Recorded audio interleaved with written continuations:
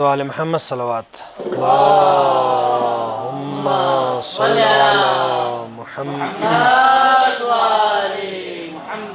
अऊज़ु बिल्लाहि मिनश शैतानिर रजीम बिस्मिल्लाहिर रहमानिर रहीम व क़ज़यना इला बनी इसराईल फ़िल किताबि लतुफ़्सिदुन्न फ़िल अर्ज़ि मर्रतैन व लतअलुन्ना उलुव्वन कबीरा। अक्सर दोस्तों की तरफ से सवाल किया जाता है कि मौजूदा हालात कुरान मजीद और अहादीस मुबारका की रूह से बयान करें ताकि हम जान सकें इमाम ज़माना अजलल्लाहु ताला फ़रजह शरीफ के ज़ुहूर इससे मुताल्लिक़ क्या ये वाक़यात उनसे मरबूत हैं या कोई अलग वाक़यात हैं। इसलिए सोचा था कि आज इस मौजू के हवाले से कुछ गुफ्तगू करूँ। गुफ्तगू शुरू करने से पहले कुछ किताबें मैं आपको दिखाता हूँ ताकि मालूम हो कि इन किताबों के इन गुफ्तगू जो मैं बयान करूँगा उसका हवाला कहाँ से मैंने लिया है, क्योंकि हर बात के बाद मैं ये नहीं कह सकता कि ये फ़लान किताब में है फ़लान किताब में है। सबसे पहली जो किताब है वो ये है ग़ीबत नुअमानी। इसके मुसन्निफ़ का नाम है अबी अब्दुल्ला मोहम्मद बिन इब्राहीम अल-मारूफ़ इब्न अबी ज़ैनब नुअमानी अल-मुतवफ़ा 360 हिजरी। यानी ये बुज़ुर्ग जिन्होंने ये किताब लिखी है या बयान की है 360 हिजरी में वफ़ात पाए हैं। यानी इमाम ज़माना के ग़ीबत सुग़रा के वक़्त ये मौजूद थे। यानी हमारी क़दीम तरीन किताबों में से ये किताब शुमार होती है। जितने भी इमाम ज़माना के ग़ीबत ज़ुहूर के हवाले से गुफ्तगू होती है, रिवायतें बयान होती हैं, उसके बुनियादी मसादिर में से ये किताब है ग़ीबत नुअमानी, जो कि उर्दू में तर्जुमा हो चुकी है। इसके अलावा कदीम किताबों में से एक ये कमालुद्दीन व तमामुन निअमा, ये शेख सदूक़ अलैहिर्रहमा की लिखी हुई किताब है, जो कि एक शिया मकतब फ़िक्र में बुलंद पाया किताब समझी जाती है और बेसिक सोर्स जिसको हम कहते हैं फ़र्स्ट प्राइमरी सोर्सेस में शुमार किया जाता है कि इसमें इमाम ज़माना से मुताल्लिक़ रिवायात हर इमाम से मंसूब जो रिवायात है इसमें मौजूद है। जदीद दौर की दो किताबें भी मेरे पास मौजूद हैं। उनमें से एक किताब है ये जमाल मुंतज़र। जमाल मुंतज़र ये किताब आयतुल्लाह अल-उज़्मा साफ़ी गुलपैगानी ने लिखी है। इसमें इमाम ज़माना से मुताल्लिक़ जितने भी अहादीस हैं उनका ख़ुलासा, यानी यूँ समझें मसलन एक हदीस, एक मतलब की हदीस 10 हदीसें बयान हुई तो वो एक हदीस वहाँ इस किताब में दर्ज है। तो ये कि समझ लो मौसूआ है एक तरह से इमाम ज़माना के हवाले से। और आप नौजवानों के लिए सबसे जो आसान तरीन और समझ में आने के लिए बेहतरीन जो किताब है वो ये है असर ज़ुहूर। इस किताब के मुसन्निफ़ का नाम, मुअल्लिफ़ का नाम है अल्लामा अली अल-कुरानी। इनका ताल्लुक़ बुनियादी तौर पर लबनान से है, लेकिन क़ुम में वहाँ पर क़याम पज़ीर रहे और चंद साल पहले इनकी वफ़ात हो गई। ये किताब तकरीबन कोई आज से कोई 40-45 साल पहले लिखी गई किताब है। तो इस किताब में जितने भी हवाले हैं वो आप देखेंगे बीच में, एक तो बिहारुल अनवार जिल्द नंबर 52-53 और ये ग़ीबत नुअमानी और ये जो कमालुद्दीन व तमामुन निअमा, इन 3-4 किताबों से इन्होंने जमा करके वाक़यात की शक्ल में इन्होंने तरतीब दी है इमाम ज़माना के ज़ुहूर से मुतल्लिक़। तो हमारे लिए समझ लें कि आज के दौर के नौजवान के लिए इस किताब का पढ़ना बहुत आसान है। उर्दू में तर्जुमा भी हो चुका है इस किताब का, और इसके लिए हमने ख़ुलासा भी तैयार किया हुआ है, जिसको आप में से कोई भी पढ़ना चाहे तो हम आपको दिखा सकते हैं। आज का जो सेशन है उसका बुनियादी मकसद अभी ईरान और इसराइल के दरमियान जो जंग चल रही है उस पर थोड़ी सी हमने गुफ्तगू करनी है। क्या वाकई ये जंग उस बड़े अजीम आलमी तहरीक का हिस्सा है या कोई अलग सी चीज़ है। तो रिवायात का हम थोड़ा सा जायज़ा लेंगे और साथ साथ वाक़यात को एक जो तारीख़ी तरतीब है उसमें हम बयान करेंगे। दुरूद पढ़िए मोहम्मद वाले मोहम्मद पर।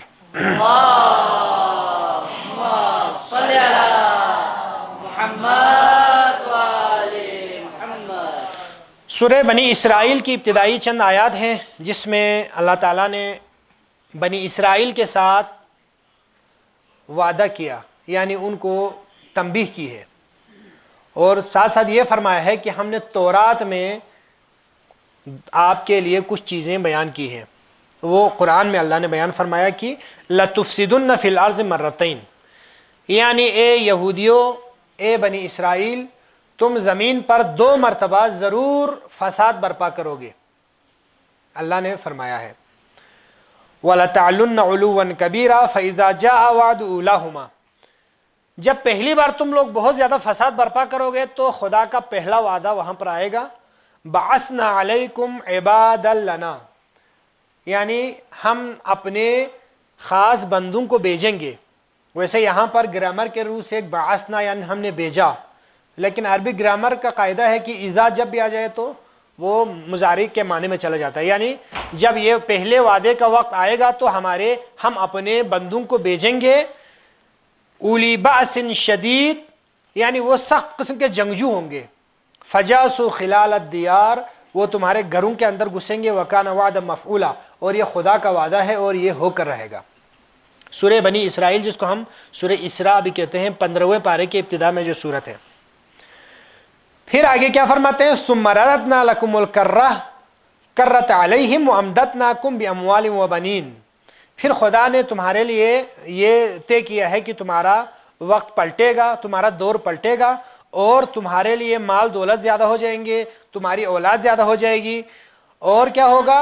وجعلناکم اکثر نفیرا، یعنی بنی اسرائیل سے خدا وعدہ فرما رہا ہے کہ پھر تمہاری اولاد زیادہ ہوگی، نفر زیادہ ہو جائیں گے۔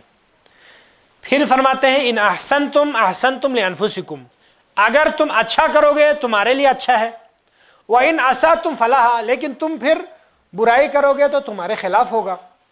پھر کیا فرماتے ہیں؟ فإذا جاء وعد الآخرة ليسوء وجوهكم وليدخلوا المسجد كما دخلوه أول مرة، جب دوسرا وعدہ پورا ہوگا، یعنی جب تم لوگ فساد برپا کرو گے دوسری دفعہ تو پھر خدا کا دوسرا وعدہ محقق ہوگا۔ اس وقت کیا ہوگا؟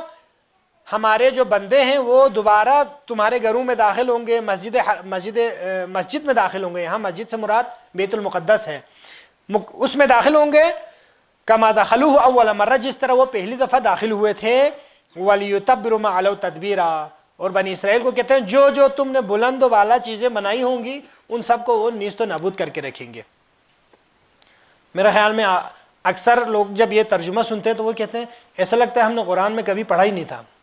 واقعاً ہم نے پڑھا ہی نہیں ہے، ہم تو ویسے ریڈنگ کرتے ہیں نا، ترجمہ پڑھیں گے تو آپ کو بہت ساری چیزیں قرآن کے ترجمے سے سمجھ میں آ جاتی ہیں۔ اب حدیث کی طرف ہم چلتے ہیں، اس آیات کی جو تشریح ہے وہ معصومین نے کیسے کی ہے، اس کے لیے تھوڑا سا ہم مقدماتی گفتگو کریں گے جو کہ عصر ظہور کی کتاب سے ہم آپ کے لیے بیان کر رہے ہیں۔ عصر ظہور میں روایتوں کا خلاصہ اس طرح بیان کیا ہے کہ امام زمانہ کے ظہور سے کچھ عرصہ پہلے مسلمان پورے دنیا جو ہے نا 2 قسم کے فتنے میں گرفتار ہوں گے، خاص طور پر مسلمان۔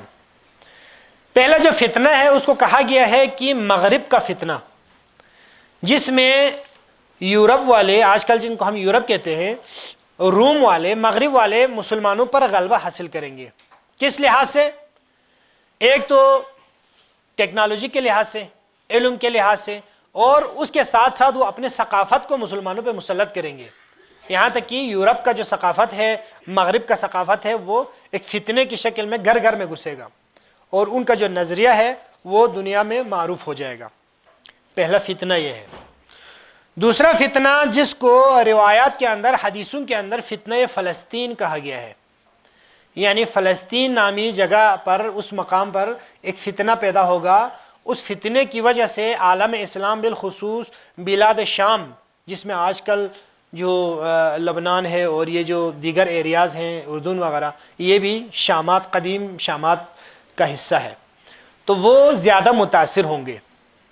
یہ حدیثیں کتابوں میں آتی تھیں تو یہ مصنف نے لکھا ہے، پرانے زمانے میں جب علماء اس کو پڑھتے تھے وہ کہتے تھے شاید یہ جو روایات ہیں جس میں کسی علاقے کی مذمت ہوئی ہے، کسی کی مدح ہوئی ہے، وہ کہتے تھے یہ شاید ضعیف روایات ہے۔ فلسطین میں چونکہ اس وقت کوئی فتنہ نہیں تھا، کوئی ایسی طاقت نہیں تھی جس کے ساتھ مسلمانوں کو جنگ کرنی پڑے، لیکن 1945-46 کے بعد جب سے اسرائیل بنا ہے تب سے یہ حدیثیں سمجھ میں آنے لگی، ورنہ پہلے تقریباً کئی ہزار سال تک، 1200 سال تک مسلمانوں کو یہ حدیثیں کلیئر نہیں ہو رہی تھی کہ یہاں پر اللہ نے جو وعدہ فرمایا ہے کہ یہودیوں کے ساتھ بڑے زبردست قسم کے جنگجو آ کے لڑیں گے، تو وہاں تو یہودی نہیں تھے، آپ کو پتہ ہے پہلے وہاں پر بیت المقدس کے اندر عیسائی ہوتے تھے، اور پھر وہاں جو صلیبی تھے، میرے خیال میں صلاح الدین ایوبی والی فلم جو اکثر لوگوں نے دیکھی ہے، وہاں بھی دیکھا ہوگا کہ عیسائیوں کے ساتھ جنگ ہوتی ہے مسلمانوں کی، وہاں تو یہودی مطلب نہ ہونے کے برابر تھے، تو روایت میں تو لکھا ہوا ہے کہ یہودیوں کے ساتھ مسلمانوں کی جنگ ہوگی۔ تو یہ ظہور سے قبل ہونے والا جو آخری فتنہ ہے، دنیا میں بہت سارے فتنے اٹھیں گے، ان میں سے آخری فتنہ یہ فتنہ فلسطین ہے۔ پھر کیا ہوگا؟ تو روایات میں واضح لکھا ہوا ہے، اہل سنت کی کتب میں بھی موجود ہے، جس طرح پچھلے کسی لیکچر میں نے باقاعدہ آپ کو وہ حدیث بھی بیان کی تھی جس میں رسول اکرم صلی اللہ علیہ وسلم نے وآخرین منہم لما یلحق بہم والی آیت نازل ہوئی، تو آپ نے فرمایا کہ یہ سلمان فارسی کی قوم ہے جو آخری زمانے میں آئے گی اور علم کو ثریا ستارے سے بھی اتار کے لائیں گے۔ تو یہ ایران کے قوم کے حوالے سے روایات بکثرت موجود ہیں، یہ غیبت نعمانی میں بھی ہے اور دیگر کتب میں بھی ہے کہ قم میں موجود ایک سید کے ہاتھ ایک انقلاب برپا ہوگا۔ وہاں پر انقلاب کا لفظ شاید حدیث میں نہیں ہے، لیکن میں مفہوم بیان کر رہا ہوں، جس کے ذریعے سے کیا کریں گے، وہ اس فتنہ فلسطین کو خاموش کرنے کی کوشش کریں گے، اور ان کے ارد گرد جو افراد ہوں گے ان کی خصوصیت بھی بیان ہوئی ہے کہ وہ لوہے کے ٹکڑوں کی مانند مضبوط ہوں گے، دنیا کی ملامت سے وہ نہیں ڈریں گے، اور وہ کیا کریں گے، خاص طور پر ان یہودیوں کے خلاف وہ قیام کریں گے۔ جیسا کہ قم کا نام روایت میں آیا ہے کہ امام صادق علیہ السلام فرماتے ہیں کہ قم کا نام ہی اہل بیت نے رکھا ہے، امام باقر علیہ السلام نے رکھا ہے کہ قم یعنی کھڑے ہو جاؤ، عربی لفظ قم، حالانکہ ایران کا شہر ہے لیکن نام ائمہ نے رکھا ہے قم یعنی کھڑے ہو جاؤ، قیام کرو۔ تو اہل قم سے مراد یہاں پر صرف قم کے شہر کے اندر لوگ موجود مراد نہیں ہیں، بلکہ جو بھی اس خط پہ موجود ہوگا قم کے، اس سید قم کے جس کے ہاتھ سے انقلاب آئے گا، اس کے خط پہ جو بھی موجود ہوگا ان سب کو اہل قم کہا گیا ہے، جس کے لیے ایک حدیث اس کتاب میں منقول ہے کہ اہل رے سے کچھ افراد آئے تھے، ایران کے رے یعنی آج کل کا تہران، تو انہوں نے کہا کہ ہم تہران سے آئے ہیں، ہم رے سے آئے ہیں، تو امام نے فرمایا کہ قم والو میرا مرحبا بکم یا اہل قم، اس طرح کے الفاظ ہیں کہ اے قم والو مرحبا آپ پر۔ انہوں نے کہا مولا ہم قم سے نہیں آئے، رے سے آئے ہیں۔ امام نے دوبارہ فرمایا کہ مرحبا، 3 دفعہ امام نے ان کو اہل قم کہہ کے مخاطب کیا۔ اس سے مراد یہ ہے کہ جو بھی اس سید قمی کے نقش قدم پہ چلنے والا ہوگا وہ سب مراد ہیں، خاص طور پر پورا ایران یہاں پر مراد لیا گیا ہے روایات میں۔ صلوات پڑھیے گا محمد علیہ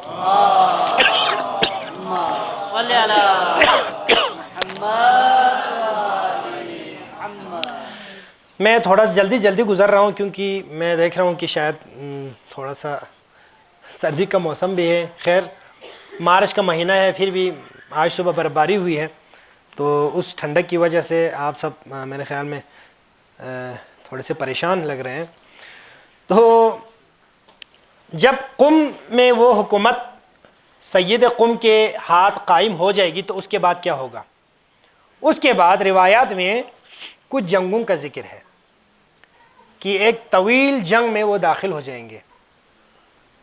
بعض علماء نے اس سے مراد ایران عراق کی جنگ کو لیا ہے، اور غالباً عصر ظہور کے مصنف نے بھی شاید وہی مراد لیا ہے۔ درود بھیجیے محمد۔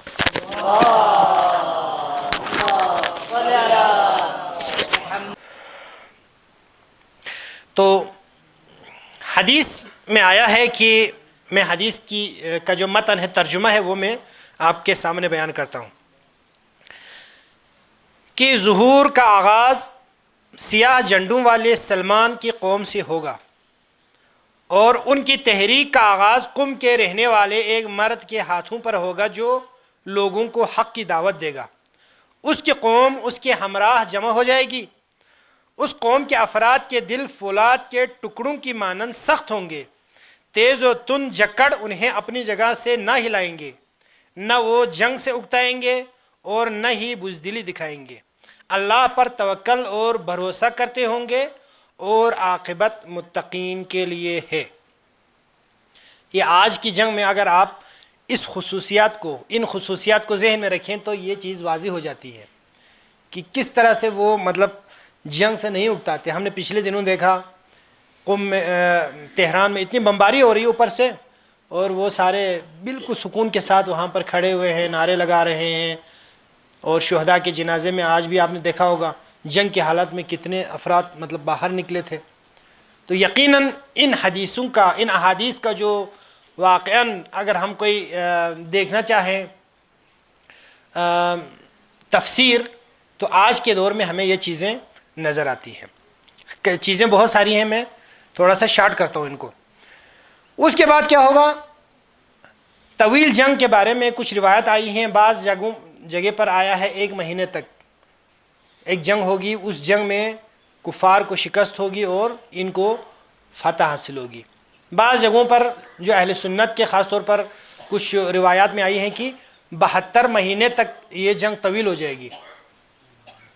72 مہینہ یعنی سمجھ لیں 6 سال ہمارے تقریباً بن جاتے ہیں۔ تو 72 مہینے جب یہ جنگ طویل ہو جائے گی تو ان کے جو لیڈرز ہیں، یعنی ان کا جو رہبر ہے، وہ بالآخر جب دشمن کمزور پڑ جائیں گے تو دشمن اس جنگ سے دور بھاگنے کے لیے کیا کرے گا؟ ایک اور حربہ استعمال کرے گا۔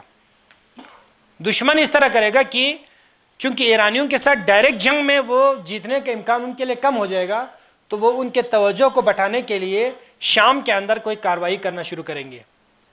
یعنی وہ یہ کہیں گے کہ جناب ایران کے ساتھ تو عراق ملا ہوا ہے، اور عراق کے اندر چونکہ ہمارے مقدس حرم وغیرہ ہیں اور دیگر مجتہدین ہیں، دیگر ظاہر عراق بھی ہمارے لیے متبرک جگہ ہے، تو وہ شام والوں کو ابھاریں گے تاکہ وہ عراق پہ حملہ کریں۔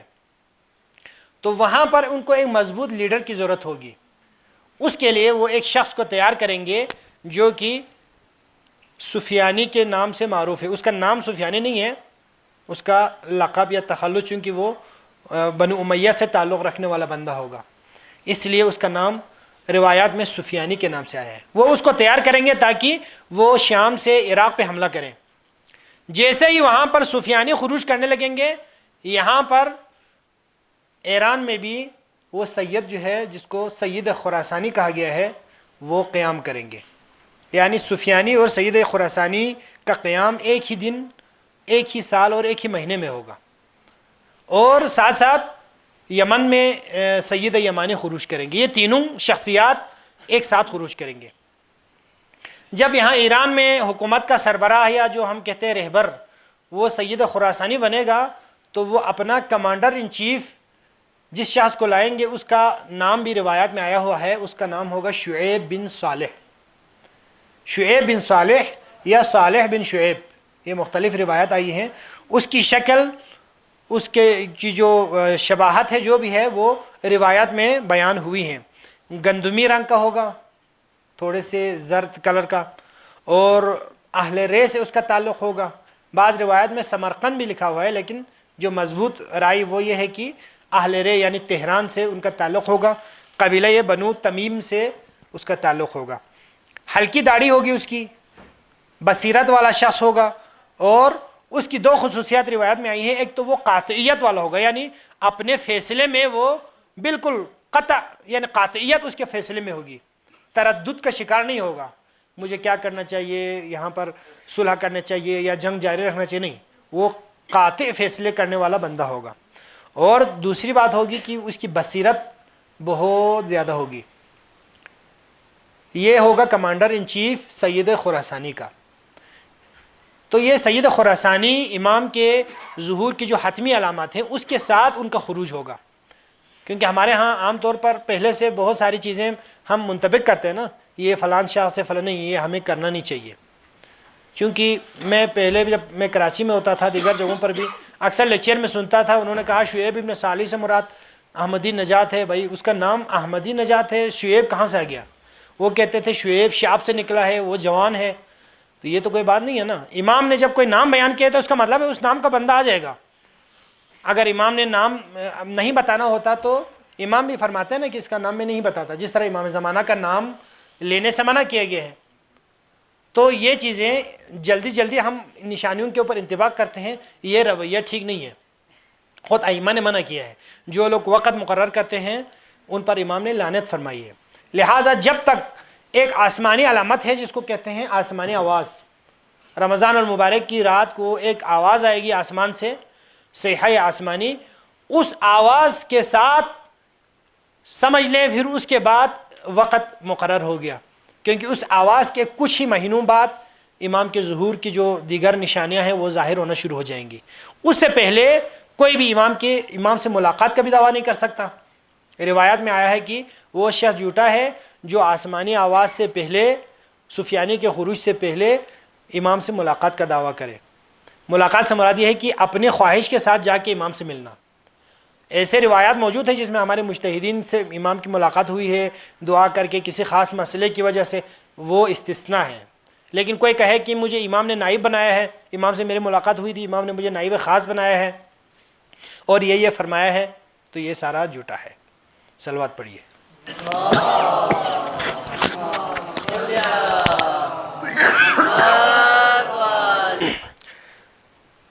پھر یہودیوں کے بارے میں قرآن میں ایک اور آیت آئی ہے۔ امام کیا فرماتے ہیں، بلکہ قرآن کی آیت پہلے بیان کرتا ہوں پھر امام کی حدیث میں بعد میں بیان کرتا ہوں۔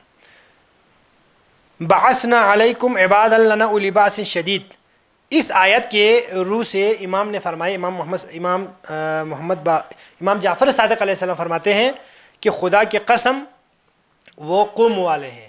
یعنی میں نے اوپر آیت کا جو ترجمہ کیا تھا کہ جب پہلے وعدے کا وقت آئے گا تو ہم اپنے بندوں کو بھیجیں گے جو تمہارے گھروں میں گھسیں گے اور تمہارے جو بھی بلند چیزیں ہوں گی اس کو تباہ کریں گے، تو اس سے امام صادق نے فرمایا کہ وہ قوم والے ہیں، یعنی ایران والوں کی طرف امام نے اشارہ فرمایا۔ بعض راویوں نے، بعض جو کتاب لکھنے والے ہیں انہوں نے کہا کہ جو پہلا وعدہ ہے اس سے مراد فلان رومیوں نے حملہ کیا تھا وہ ہے، کسی نے کہا کہ وہ جو وہاں سے بخت نصر نے حملہ کیا تھا وہ مراد ہے، لیکن قرآن میں واضح طور پر ہے کہ عبادا لنا، یعنی ہمارے بندے جا کر ان کو سزا دیں گے۔ تو وہ یہ جو بخت نصر وغیرہ تھے وہ اللہ کے یعنی خاص بندے تو نہیں تھے، یعنی جو اس طرح کے ایمان کی اس صفات کے اوپر منطبق ان پہ نہیں ہوتا۔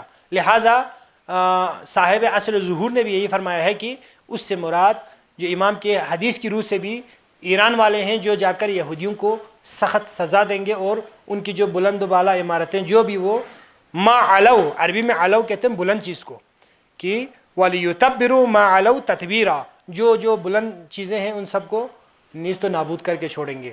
تو یہ خدا کے وعدہ کے بارے میں ہے۔ سورہ مائدہ کی آیت نمبر 64 میں بھی درج ہے، اللہ فرماتا ہے کہ كُلَّمَا أَوْقَدُوا نَارًا لِلْحَرْبِ أَطْفَأَهَا اللَّهُ، یعنی یہ جو یہودی ہیں وہ جب بھی جنگ کی آگ بھڑکائیں گے تو خدا خود اس آگ کو بجھا دے گا، یعنی ان کو شکست ہوگی جب بھی وہ اسلام کے خلاف اس طرح کے اقدام کریں گے مسلمانوں کے خلاف۔ لیکن ہم دیکھتے ہیں کہ پہلے جو عربوں کے ساتھ جنگ ہوئی اس میں اسرائیلیوں کو فتح ہو گئی، تو اس کا مطلب ہے کہ خود اس طرف جو لڑنے والے تھے وہ عباد اللہ کے اندر شامل نہیں تھے، خدا کے بندوں کی جو خصوصیت تھی ان میں شامل نہیں تھے، ورنہ خدا کا ہو سکتا تھا، خدا کا وعدہ ان کے ذریعے پورا ہوتا، لیکن ان کے اندر وہ خصوصیت نہیں تھی۔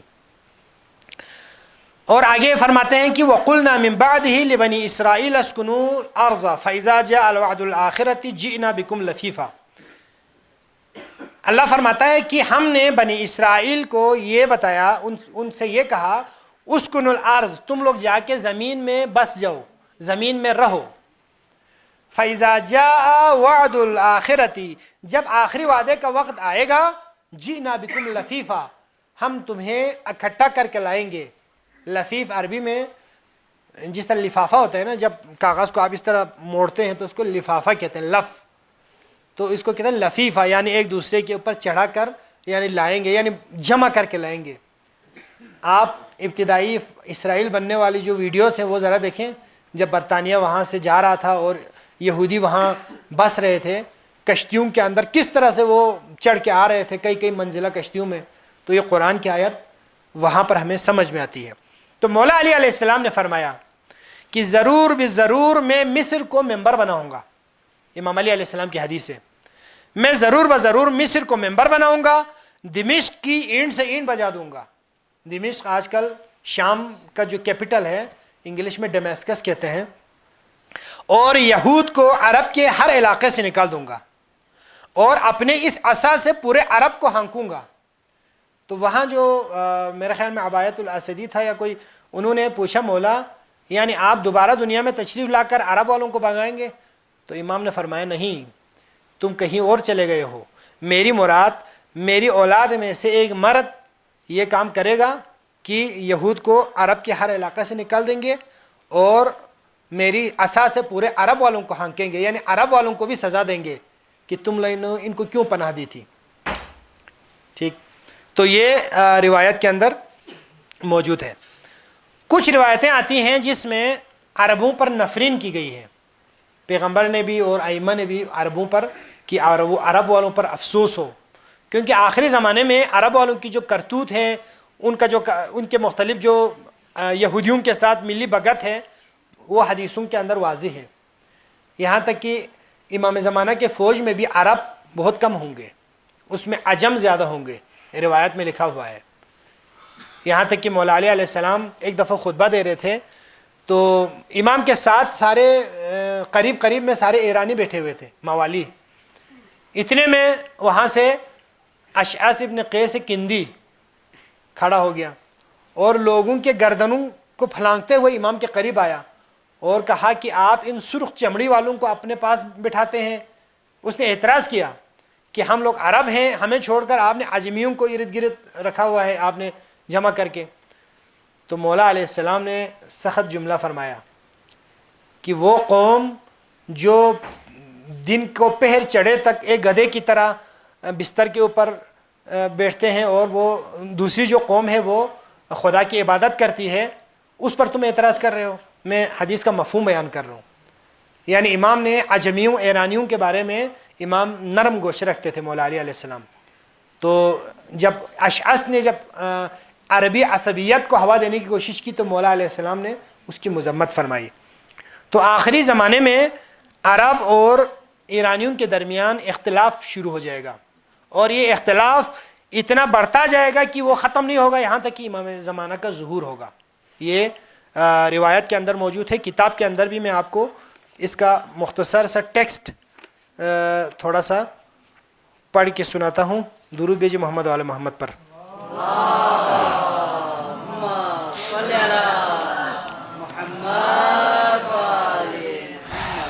صفحہ نمبر 99 عصر ظہور میں لکھا ہے کہ عرب اور عجم کے حکمرانوں میں ایسا اختلاف ہوگا جو ختم نہ ہوگا بلکہ بڑھتا جائے گا، اور یہ اختلاف امام مہدی کے ظہور تک جاری رہے گا۔ ٹھیک ہے، یعنی امام مہدی کے ظہور تک یہ عرب اور عجم میں جو ہم لوگ ابھی سوچ رہے ہیں نا کہ شاید صلح ہو جائے گی ان کے درمیان اور وہاں کوئی اچھا حکمران آ جائے گا، نہیں، یہ چلتا جائے گا۔ اگر یہی واقعات ہوں جو روایت میں درج ہیں تو یہ معاملات آگے چلتے جائیں گے۔ اب جب کمانڈر شعیب ابن صالح بن گیا اور یہاں ایران میں خراسانی ظہور کرے یعنی خروج کرے، تو خراسانی کی کوئی پہچان روایت میں آئی ہے؟ تو خراسانی کی جو پہچان روایت میں ہے کہ سب سے پہلا تو یہ ہے کہ وہ خوش منظر ہوگا، یعنی خوبصورت نورانی شکل کا ہوگا، اور ان کے دائیں رخسار پہ خال ہوگا۔ بعض روایتوں میں دائیں ہاتھ پہ خال ہوگا، بعض میں ہے دائیں رخسار پہ خال ہوگا۔ بعض لوگوں نے روایات میں خال لکھا ہوا ہے، بعض پہلے تشریح جو کرتے تھے دوست، خال سے مراد خلل ہے، اس سے مراد نقص ہے۔ روایت میں خال ہے، خال تل کو کہتے ہیں، ہم لوگ بھی اردو میں تل کہتے ہیں نا، جو ہمارے مثلا کسی کے پیشانی پہ کہیں پر بھی بلیک کلر کا ہوتا ہے، تو یعنی اس کے دائیں رخسار پہ یا دائیں ہاتھ پہ خال ہوگا، اور اس کو سید خراسانی کہا گیا ہے۔ ہاشمی، بعض روایات میں ہاشمی بھی آیا ہے، یعنی وہ ہاشمی سید بھی ہو سکتا ہے، اور بعض روایات میں ہاشمی نہیں آیا ہے، خراسانی لکھا ہوا ہے، تو ممکن ہے وہ ہاشمی نہ ہو۔ تو یہ روایات میں جو علامتیں بیان ہوئی ہیں۔ اچھا، اس کے بعد اس دوران حجاز میں ایک واقعہ رونما ہوگا۔ حجاز سے مراد آج کل کا سعودی عرب۔ وہاں کیا ہوگا کہ اچھی خاصی حکومت چل رہی ہوگی، اچانک سے ان کا بادشاہ مر جائے گا، قتل ہو جائے گا۔ بادشاہ جیسے ہی قتل ہوگا تو اس کے بعد اس بادشاہ کی جگہ پر جانشینی کے لیے بہت سارے لوگ آپس میں جھگڑا کریں گے، یہاں تک کہ مسجد حرام کے اندر بھی جھگڑا ہوگا اور کچھ لوگ قتل ہو جائیں گے وہاں پر۔ جب حجاز میں یہ بحران پیدا ہوگا تو یمن سے جو یمانی ہے اس خلا کو پر کرنے کی کوشش کریں گے، چونکہ آپ کو پتہ ہے کہ یمن اور نقشہ دیکھیں گے تو آپ کو معلوم ہوگا، مثلا یہ حجاز ہے تو اس کے مغرب کی جنوب کی طرف یمن ہے، بحر احمر ہے اس طرف، اور اس طرف دیکھیں گے تو جزیرہ نما عرب ہے، جزیرہ نما عرب کے جنوبی طرف یمن ہے اور شمال کی طرف حجاز ہے، سعودی عرب ہے۔ تو وہاں خلا پیدا ہوگا تو اس کو پر کرنے کے لیے یمانی کوشش کریں گے، تو اس دوران وہاں سے سفیانی کا خروج ہوگا، اور سفیانی اور یمانی دونوں چاہیں گے کہ حجاز میں جہاں پر حکومت کا خلا ہے وہاں پر وہ خود قبضہ کرے۔ اس دوران خراسانی ایران سے حرکت کریں گے، اپنے فوجوں کو لائیں گے۔ احواز ایران کا ایک علاقہ ہے، شاید کسی نے دیکھا ہو، ایران عراق جنگ کے دوران یہ علاقہ کافی معروف ہوا تھا۔ وہاں ایک جگہ ہے استخر کے نام سے، وہاں پر خراسانی کا لشکر جمع ہو جائے گا اور امام زمانہ کی طرف بڑھنے کی کوشش کریں گے، امام کی مدد کے لیے جانے کی کوشش کریں گے۔ یہ وہ وقت ہوگا جب امام علیہ السلام اپنے خاص اصحاب سے رابطہ کرنا شروع کریں گے، یعنی مکمل ظہور علی اعلان ظہور نہیں ہوگا، بلکہ امام کیا کریں گے، خفیہ طور پر اپنے خاص افراد سے رابطہ کریں گے۔ جس طرح غیبت صغریٰ میں امام اپنے نائبین سے رابطہ کرتے تھے، اسی طرح اس وقت بھی امام اپنے خاص نائبین سے رابطہ فرمائیں گے، اور 7 علماء امام سے ملاقات کریں گے، اور ہر بندہ اپنے علاقے سے 313 لوگوں سے بیعت لے کے آیا ہوا ہوگا، وہ ساتھ کے ساتھ امام سے ملاقات کریں گے اور امام کے ہاتھ پہ بیعت کریں گے۔ اس طرح یہ غیبت کبریٰ ختم ہو جائے گا، لیکن ایک مخفیانہ ایک اور غیبت صغریٰ کی مانند ایک اور غیبت شروع ہو جائے گی جو چند مہینے کے لیے ہوگی، زیادہ عرصے کے لیے نہیں ہوگی۔ اس دوران سفیانی خروج کرے گا، اس کو پتہ چلے گا کہ مدینے میں امام مہدی موجود ہیں، تو وہ اپنے لشکر کو مدینے کی طرف بھیجے گا، لیکن مدینے میں جب پہنچے گا تو امام وہاں سے مکے طرف جا چکے ہوں گے، یہاں پر مدینے میں وہ تباہی پھیلائے گا۔ جو بھی ہاشمی ہوگا، سید ہوگا اور امام مہدی سے ملتا جلتا نام رکھنے والا ہوگا، ان کو پکڑ کے قتل کرنا شروع کریں گے، اور امام زمانہ وہاں سے مکے کی طرف چلے جائیں گے۔ سفیانی کو پتہ چلے گا کہ امام مہدی تو یہاں سے مکے کی طرف گئے ہیں، تو وہ اپنے ایک لشکر کو امام کے پیچھے بھیج دیں گے، اور امام مکہ پہنچ جائیں گے۔ جب سفیانی کا فوج بیدا نامی جگہ پر پہنچیں گے تو پھر زمین پھٹ جائے گی اور سفیانی کا لشکر اس کے اندر دھنس جائے گا، اور یہ امام کے ظہور کی حتمی علامات میں سے ہے۔ ایک جو میں نے بتایا کہ رمضان میں آنے والی آواز، آسمانی آواز، اور دوسرا خراسانی یمانی کا خروج، سفیانی کا خروج، اور یہ خسف بیدا کا دھنس جانا۔ جیسے ہی یہ آیت، یہ بھی خدا کی نشانی ہے نا، یہ قرآن کے اندر بھی اس کا تذکرہ ہے، ٹھیک ہے، ابھی ٹائم نہیں ہے ورنہ میں ان آیتوں کو ریفرنس کے ساتھ کوٹ کرتا۔ جب وہ دھنس جائیں گے زمین کے اندر تو امام جو ہے وہاں پر ظہور کا اعلان فرمائیں گے۔ خانہ کعبہ سے 10 محرم الحرام اور جمعے کا دن ہوگا، اس سال جس سال امام ظہور فرمائیں گے 10 محرم اور جمعے کا روز ہوگا، اور خانہ کعبہ میں آپ اپنے ظہور کا اعلان فرمائیں گے، پورے دنیا میں اپنا پیغام جاری کریں گے۔ یہاں پر کچھ اور چیزیں بیان ہو گئی ہیں کہ روم والے اپنی فوجوں کو حرکت دیں گے، آ کے رام اللہ میں اتریں گے، آج کل کا جو فلسطین ہے، اور ترک کا کافی ذکر ہے روایت میں، ترکی والوں کا، کہ وہ بھی امام کے مخالف ایک طاقت ہے، لیکن روم والوں کے ساتھ ان کا جھگڑا چل رہا ہوگا، یہاں تک کہ قرقیسہ کی جگہ پر ان کے درمیان ایک جنگ ہو جائے گی بڑی سی، اور اس جنگ میں دونوں طرف جو ہے امام کے مخالف فوجیں ہوں گی اور امام کی فوجیں اس میں شریک نہیں ہوں گی، تو اس سے کافی زیادہ دونوں کمزور ہو جائیں گے دونوں فوج، یہاں تک کہ آخری معرکہ جا کر فلسطین کے مقام پر ہوگا۔ امام علیہ السلام وہاں سے حرکت کریں گے، پھر آپ کی فوج عراق میں پہنچے گی، پھر یہاں سے خراسانی کا لشکر امام کے ساتھ جا کے ملے گا. تو یہ جو شعیب بن صالح ہے اس کو امام اپنے تمام فوجوں کا بھی کمانڈر ان چیف مقرر کرے گا. جو خراسانی فوج کا سپہ سالار تھا، ایران کا جو مطلب کمانڈر ان چیف ہوگا، وہ امام کے فوج کا بھی کمانڈر ان چیف ہو جائے گا. اور پھر وہ لشکر کو لے کر فلسطین کی طرف بڑھیں گے، اور وہاں جا کے پھر اس کے بعد سفیانی کے ساتھ جو جڑپ ہوگی، سفیانی جا کے یہودیوں کے ساتھ ملیں گے. پھر یہودیوں کے ساتھ باقی جو یورپ والے ہوں گے، روم والے فوج ہوں گے، وہ بھی مل جائیں گے. وہ جنگ کرنے لگیں گے، تب آسمان سے حضرت عیسیٰ کا نزول ہوگا، حضرت عیسیٰ نازل ہوں گے. تو جو عیسائی ہیں وہ تھوڑے رک جائیں گے جنگ کرنے سے، کیونکہ حضرت عیسیٰ کے لیے تو وہ انتظار کر رہے تھے. جب حضرت عیسیٰ نازل ہوں گے تو یہ جو عیسائی ریاستیں ہیں، خاص طور پر آج کل یورپ والے ہیں، دیگر جو ریاستیں ہیں جو حضرت عیسیٰ کو ماننے والے ہیں، وہ جنگ نہیں کریں گے. تو حضرت عیسیٰ کیا کریں گے؟ امام زمانہ کے ساتھ ان کا صلح کریں گے، 7 سال کے لیے صلح کریں گے. پھر دڑا دڑ لوگ حضرت عیسیٰ کی ہاتھ پہ بیعت کر کے امام زمانہ کے ساتھ شامل ہو جائیں گے. تو یہ جو عیسائی ہیں وہ آخری زمانے میں ان کی اکثریت جو ہے وہ امام زمانہ کے سپاہیوں میں شامل ہو جائیں گے. لیکن یہودیوں کے بارے میں ہے کہ وہ ان میں سے کم تعداد جو تو حقیقی انجیل تورات کو جب امام نکال کے لائیں گے انطاکیہ کی پہاڑیوں سے، تو پھر کچھ یہودی جو ہے ایمان لائیں گے، لیکن باقی لوگ پھر بھی ایمان نہیں لائیں گے. اس لیے فلسطین میں جو آخری جنگ عظیم ہوگی، سب سے بڑی جنگ، وہ فلسطین میں ہوگی.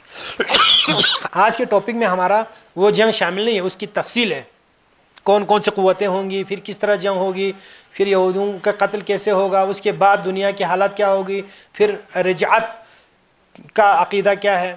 یہ سب میں نے تھوڑا سا، چونکہ یہ ہمارا ٹاپک نہیں اس لیے بیان نہیں کریں گے. آج کا ٹاپک جو ہم نے بیان کیا کہ امام کے ظہور تک کیا کیا حالات ہوں گے، اس میں خاص طور پر ابھی جو جنگ چل رہی ہے، جہاں تک میں خود سمجھا ہوں کہ یہاں پر جو طویل جنگ میں داخل ہو جائیں گے، تو مجھے یوں لگتا ہے شاید اس سے مراد یہی جنگ ہے. کیونکہ اس جنگ کی جو خصوصیت بیان ہو گئی ہے، اس کے اندر بڑے بڑے لوگ شہید ہو جائیں گے، جس کے لیے امام نے پہلے ہی فرمایا کہ قتلاہم شہداء، یعنی جو اس میں قتل ہوں گے وہ سارے شہید ہیں. امام نے، ہم تو آج کل کوئی موٹر ایکسیڈنٹ بھی ہو جائے تو اس کو بھی شہید کہہ دیتے ہیں نا، آسان ہے ہمارے لیے. لیکن امام نے جو ٹائٹل دیا ہے شہید کا، وہ ان یہودیوں کے ساتھ جو ایرانیوں کی جنگ ہوگی اس میں جو شہید ہوں گے ان کے لیے امام نے شہداء کا لقب دیا ہے. لیکن ہم یہ اس پوزیشن میں نہیں ہے کہ ہم کہیں کہ 100% یہی جنگ ہے جس کا وعدہ کیا ہے، لیکن روایات پڑھنے سے اس کی جو خصوصیات ہے اس سے ہمیں یہی ظاہر ہوتا ہے. کیونکہ اس جنگ میں ایرانیوں کو فتح حاصل ہوگی. جو عراق کے ساتھ جنگ ہوئی ہے اس میں آپ کو پتہ ہوگا کہ جنگ بندی ہو گئی، 8 سال جنگ ہوئی ہے. اور اس 8 سال جنگ میں بعد میں یہ ہوا ہے کہ مطلب عراق نے جہاں جو خرم شہر دیگر علاقوں پہ قبضہ کیا تھا وہ چھڑوا لیا، لیکن صدام کو مکمل شکست نہیں ہوئی اس جنگ میں. یعنی اس جنگ کے بعد بھی صدام ملعون جو ہے وہ اپنے اقتدار پہ قائم رہا، یہاں تک کہ 2003 میں امریکہ نے جب حملہ کیا تب وہ چلا گیا. یعنی اس جنگ میں امام خمینی نے صلح کیا ہے. لیکن جس جنگ کا وعدہ کیا ہے اس میں یہ ہے کہ اس میں واضح طور پر ایرانیوں کو فتح حاصل ہوگی. تو اس فتح کی شکست میں بدلتے ہوئے جب دیکھیں گے یورپ والے، تو وہ اپنی خفت مٹانے کے لیے وہ شام میں سفیانی کو کہیں گے کہ تم عراق پہ حملہ کرو، تاکہ جو ہے وہ ان کی توجہ اس طرف ہو جائے، تو دنیا کی توجہ اس طرف ہو جائے. کیونکہ ہمارے ہاں بھی ہوتا ہے نا کہ کہیں پہ شرمندگی ہوتی ہے تو کوئی اور واقعہ کھڑا کرتے ہیں تاکہ سب کی توجہ اس طرف چلا جائے، سارے میڈیا والے اس پہ تبصرہ کرنا شروع ہو جاتے ہیں. تو ہمیں کیا کرنا چاہیے؟ یہ اصل بات یہ ہے، یہ تو دنیا میں ہونے والے واقعات ہیں، جس طرح اللہ نے وعدہ فرمایا وَكَانَ وَعْدًا مَفْعُولًا، خدا کا وعدہ ہے یہ ہوتا رہے گا. ہم نے اس واقعے کی نزاکت کو، اس کی اہمیت کو سمجھنا ہے. سب سے پہلی بات یہ ہے کہ ہماری ذہنی آمادگی بہت ضروری ہے.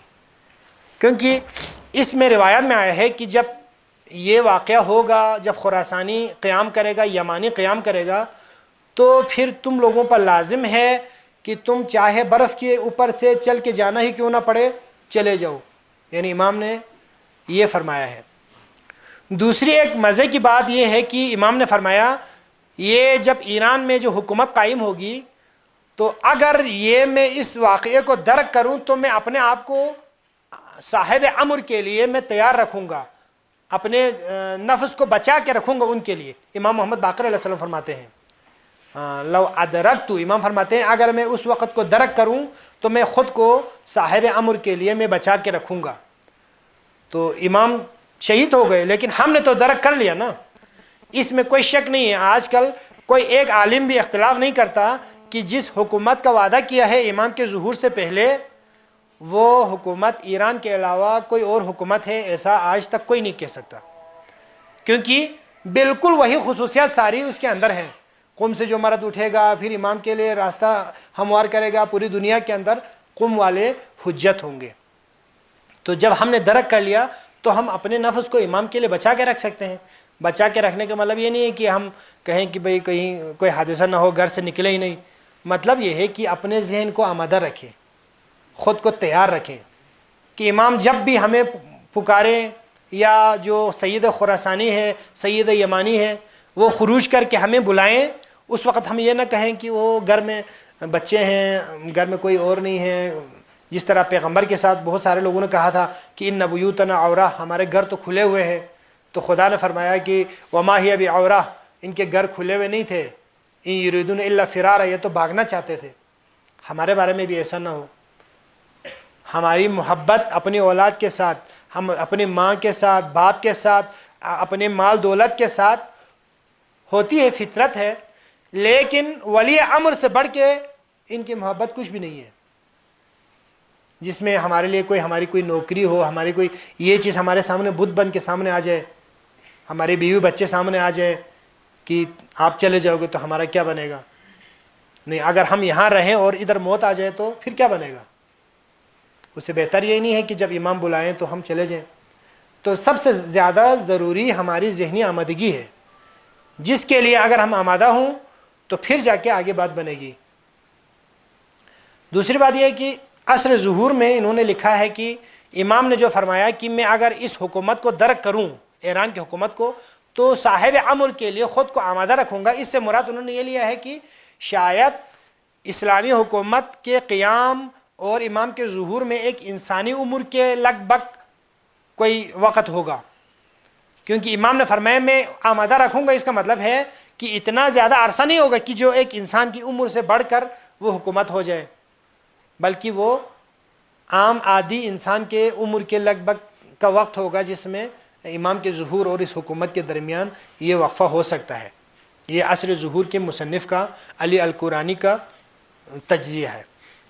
تو لہٰذا ہم سب سے پہلے تو خدا کا شکر ادا کرتے ہیں کہ ہم نے ایک ایسا وقت دیکھا جب تشیع دنیا میں عروج پہ جا رہا ہے۔ ہماری جو تاریخ آپ دیکھیں تو ہمیشہ تقیہ کی حالت میں رہے، یہاں تک کہ والد جب مرتا تھا تو اپنے بیٹے کے لیے وصیت کرتا تھا کہ ہم لوگ مکتب تشیع سے تعلق رکھتے ہیں، یعنی بچے کو تب تک پتہ نہیں ہوتا تھا کہ اس حد تک تقیہ کی حالت میں رہتے تھے۔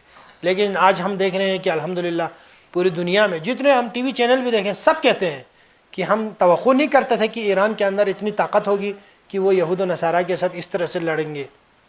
یہاں تک کہ جو ہمارے اہل خلاف جن کو کہا جاتا تھا، وہ بھی اس بات پہ قائل ہو گئے ہیں کہ یقیناً آج اگر کفار کے ساتھ اسلام کی نمائندگی کرنے کے لیے کوئی لڑ رہا ہے تو وہ ایران ہے اور ملت تشیع ہے۔ تو یہ ہمارے لیے فخر ہے۔ باقی شہادتیں ہیں، آج ہی شہادت ہوئی ہے، ہمارے رہبر کے بازو تھے علی لاریجانی اور دیگر جو افراد شہید ہوئے ہیں۔ یقیناً یہ شہادتیں بہت زیادہ ہمارے لیے بھاری ہیں، لیکن اصل چیز کیا ہے؟ نظام اسلامی ہے۔ قرآن میں بھی ہے کہ محمد کیا ہے؟ ما محمد الا رسول قد خلت من قبلہ الرسل افئن مات او قتل انقلبتم علی اعقابکم۔ محمد تو اللہ کے رسول ہے، محمد نہیں ہے مگر خدا کے رسول۔ اگر وہ قتل ہو جائے تو کیا تم اپنے الٹے پاؤں پھر جاؤ گے؟ نہیں، بلکہ محمد خدا کے رسول ہیں، وہ دنیا سے چلے گئے لیکن نظام اسلام ائمہ کے ذریعے سے جاری رہا ہے۔ تو یہاں پر بھی نظام اسلامی جو حکومت اسلامی ہے، الحمدللہ وہ جاری و ساری ہے۔ احادیث سے، آیات سے ہمیں پتہ چلتا ہے کہ اس حکومت اسلامی اور امام زمانہ کے ظہور کے درمیان کوئی فترت نہیں ہے، کوئی گیپ نہیں ہے کہ یہ حکومت ختم ہو جائے گی، کافر پھر غالب آئیں گے، پھر جا کے امام ظہور ہوگا۔ ایسا کچھ بھی نہیں ہے۔ آج کل کچھ لوگ شک پھیلا رہے ہیں دنیا بھر میں، سنا ہے کہ ہمارے علاقے میں اس اردو میں بھی آ گیا ہے کہ وہ امام جب تک ظہور نہیں ہوں گے جب تک دنیا میں فتنہ فساد نہ پھیلے، گناہ نہ پھیلے، اس لیے سب مل کے گناہ کرو تاکہ امام جلدی آ جائے۔ نہیں، یہ شیطانی چال ہے، ایسا نہیں ہے۔ بڑے بڑے شہید مطہری جیسوں کو قتل کرنے والوں کے ذہن میں بھی اسی طرح کا فطور تھا کہ وہ دنیا میں عدل کا نظام آ جائے گا تو امام ظہور نہیں کریں گے۔ ایسا نہیں ہے۔ امام کے ظہور کی علامات میں سے ہے دنیا فتنہ و فساد سے بھر چکی ہوگی، لیکن اس کی شرائط میں سے امام کے لیے فوج آمادہ ہونا، امام کے لیے اعوان و انصار آمادہ ہونا اس کے شرائط میں سے ہے۔ تو ہم نے شرائط کو پورا کرنا ہے، علامات کو پورا کرنا خدا کی ذمہ داری ہے۔ آسمانی آواز کا آنا، یمانی کا خروج کرنا، سفیانی کا خروج کرنا، بیدا کا دھسنا، یہ میرا اور آپ کا کام نہیں ہے۔ خدا چاہے تو ایک ہی رات میں سارے علامتوں کو پوری کر سکتا ہے، اور یہ آواز، آسمانی آواز کا آنا حتمی ہے، لیکن رمضان میں ہی ہونا یہ حتمی نہیں ہے۔ حتمی علامات یعنی آسمانی آواز کا آنا، حتمی علامات سفیانی کا خروج۔ اب ہو سکتا ہے سفیانی کا خروج رجب میں نہ ہو، شعبان میں ہو، شعبان میں نہ ہو رمضان میں ہو، رمضان میں نہ ہو شوال میں ہو۔ تو یہ حتمی کا مطلب وہ علامتیں حتمی ہیں، وہ ڈیٹ آگے پیچھے بھی ہو سکتی ہیں۔ لہٰذا ہم نے اپنے آپ کو آمادہ رکھنا ہے، اپنی اولاد کی اس خط پہ تربیت کرنی ہے کہ کل جا کے وہ امام کا ناصر بن جائے، امام کی مدد کرنے والا بن جائے۔ ایسا نہ ہو کہ امام کے منتظر رہیں، آخر میں جب امام تشریف لائے تو ہم اپنے دنیاوی مصلحتوں کے اندر شکار ہو جائیں۔ ایک اور اہم بات یہ ہے، جب امام کا ظہور ہونے لگے گا، آسمانی آواز آئے گی یا یہ جو علامتیں پوری ہوں گی، تو بعض لوگ امام مہدی ہونے کا دعویٰ کریں گے، دنیا میں باقاعدہ اعلان کریں گے۔ وہ 12 جو ہے نا، میرے خیال میں کوئی 12 جھوٹے جھنڈے مہدیویت کے دعویٰ کرنے والے ظاہر ہو جائیں گے دنیا میں۔ تو ہم کیسے پہچانیں گے پھر وہ اصلی ہیں یا نقلی کوئی وہاں پر دعویٰ کر رہا ہے؟ تو امام نے فرمایا کہ جو مومنین پر امام زمانہ جس طرح سورج واضح ہے اس طرح سے امام کا ظہور واضح ہوگا، یعنی ان کو شک نہیں ہوگا۔ کیونکہ آج کل بھی پچھلے دنوں میں اسلام آباد میں تھا، سوشل میڈیا پہ یمانی کے نام سے کوئی آیا ہوا تھا، باقاعدہ واٹس ایپ گروپ بنا کے وہاں پر مومنین سے بحث کر رہے ہیں، جناب روایتوں پہ روایتیں لا رہے ہیں۔ لوگ پریشان ہو رہے ہیں، یار دیکھو یہ کتنی حدیثیں لے کے آ رہے ہیں، پیغمبر کی کوئی وصیت لے کے آ رہے ہیں جس میں کوئی احمد نام کا شخص آئے گا تو وہ یہ احمد یہ شخص ہے۔ میں نے ان کو ویسے جواب میں بھی مزاح میں بھی کہا تھا کہ ایک احمد ہمارے گاؤں میں بھی ہے، کیا پتہ وہ احمد ہو۔ تو انہوں نے کہا آج تک کسی نے دعویٰ نہیں کیا، اس نے دعویٰ کیا اس لیے یہ ہے۔ یہ تو کوئی دلیل نہیں ہے نا۔ تو یہ جھوٹے مدعیان مہدیویت آتے رہیں گے، 12 جھنڈے اٹھیں گے، لیکن حقیقی جو جھنڈا ہے اس کو ہم نے پہچاننا ہے، کیونکہ یہاں پر روایتوں میں جو کچھ بیان ہوا ہے اس کو دیکھ کر ہمیں کوئی شک و شبہ نہیں ہونا چاہیے۔ تو بہرحال باتیں تو کافی زیادہ ہیں، میرے خیال میں اتنا کافی ہے تاکہ مومنین کی تھکاوٹ بھی تھوڑی سی نظر آ رہی ہے، اور کوئی مسئلہ ہو تو ہم بعد میں سوال جواب کی شکل میں بھی اس سیشن کو آگے چلائیں گے۔ تو دعا کرتے ہیں پاک پروردگار محمد و آل محمد کے صدقے میں ہم سب کو امام کے اعوان و انصار میں شامل ہونے کی توفیق عنایت فرما۔ بر محمد و آل محمد صلوات۔ صلی اللہ علیہ محمد۔